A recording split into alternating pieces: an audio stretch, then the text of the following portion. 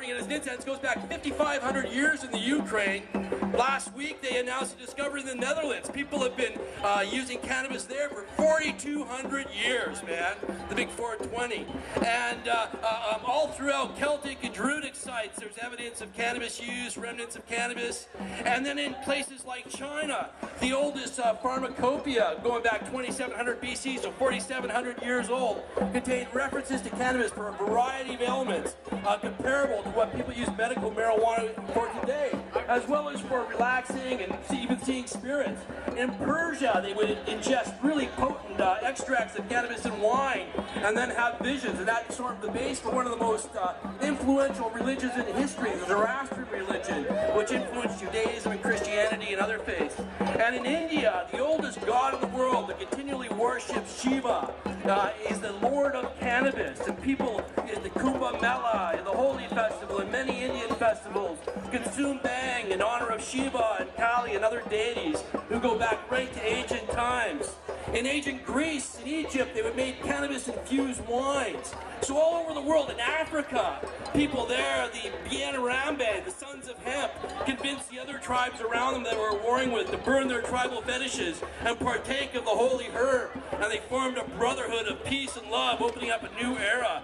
The Pygmies have said that they've been using cannabis since the dawn of time. In fact, Carl Sagan speculates that cannabis was humanity's first crop, using the Pygmies as an example. They went from hunter-gatherers to agricultures because they needed to plant the holy herb. And everywhere in the world, just like today, everywhere in the world, people of all nationalities and all colors are celebrating this herb. All throughout the world, people who've come into contact with this herb have recognized it for the holy plant that it is, you know? And here in the Western culture, we lost contact with that plant for a good couple of thousand years because of the Dark Ages and repression, and it being treated as a witchcraft herb, a devil's herb. And we didn't really rediscover it until we went back over to the Islamic countries, because they were still using it there. The fakirs, the Sufis, and other groups were using cannabis for mystical purposes, you know? And when you smoke cannabis, I don't care who it is in the world, if I can pass that pipe to them and they partake, I can make peace with that person, you know? And I don't want to go to Iran and Afghanistan and drop bombs on those people, man. I want to go there with a bomb, and I want to smoke hashish in the Rift Valley, in the Afghan mountains, in the Hindu Kush. This herb, man, this herb comes back to humanity at this time when we need it the most. When we face world war in the Middle East, when they want to build oil pipelines throughout to the west coast here and throw the jeopardy into the Pacific Ocean of oil spills and the horrors that those do. When we know, the herb people know, you can make hemp fuel and get rid of that poison. We know you can feed the world's hungry with these seeds, you know? It's like Stephen Harper's paving this highway to hell.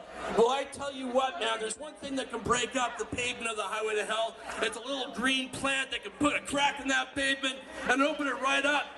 And right now, man, this is a pivotal time because we have two potential futures.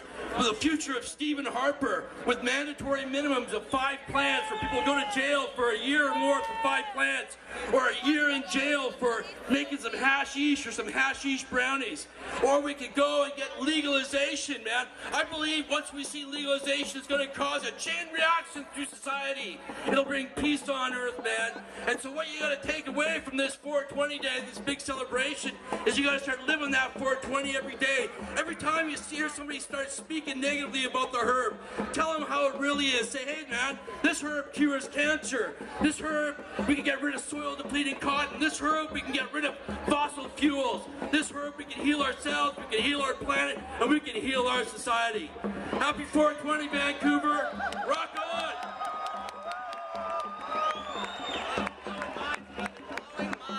Blowing minds! Chris Bennett, ladies and gentlemen. Pygmies at the dawn of time. Yeah, smoke it down. Smoke it down.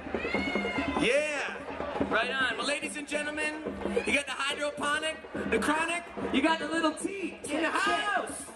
Yo, what up, Vancouver? What up?